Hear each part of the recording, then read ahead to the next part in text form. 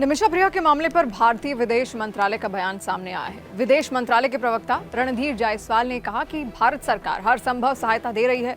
हमने कानूनी सहायता प्रदान की है और परिवार की सहायता के लिए वकील की नियुक्ति की है। जायसवाल ने यह भी बताया कि भारत सरकार इस मुद्दे को सुलझाने के लिए यमन की अथॉरिटीज और निमिषा के परिवार के संपर्क में भी है।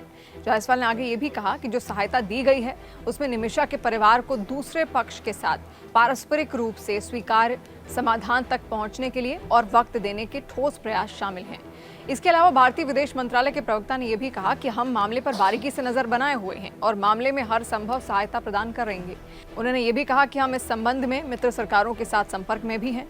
भारतीय नर्स निमिषा प्रिया को साल 2017 में अपने बिजनेस पार्टनर यमनी व्यक्ति की हत्या के आरोप में गिरफ्तार किया गया था। साल 2020 में एक यमनी अदालत ने उन्हें मौत की सजा सुनाई और हूथी प्रशासन की सुप्रीम जुडिशियल काउंसिल ने 2023 में उनकी सजा को बरकरार रखा।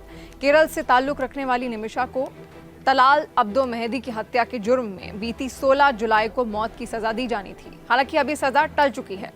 इस बीच कुछ मीडिया रिपोर्ट्स में बताया जा रहा है कि फिलहाल मेहदी का परिवार अपना रुख ज्यादा नरम करता हुआ नहीं दिख रहा।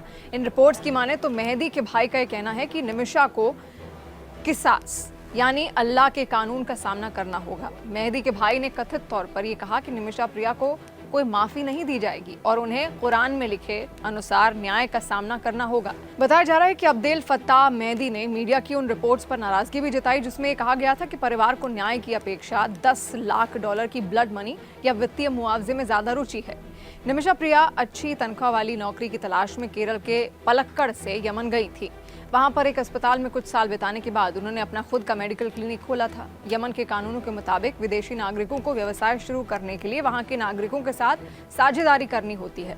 ऐसे में उन्होंने मेहदी को अपना बिजनेस पार्टनर बना लिया था। ये भी दावा किया जाता है कि इन दोनों ने शादी भी कर ली थी। निमिषा ने दावा किया था कि मेहदी ने उनका शोषण किया और उनका पासपोर्ट छिपा दिया था जिससे वो बाहर ना जा पाए।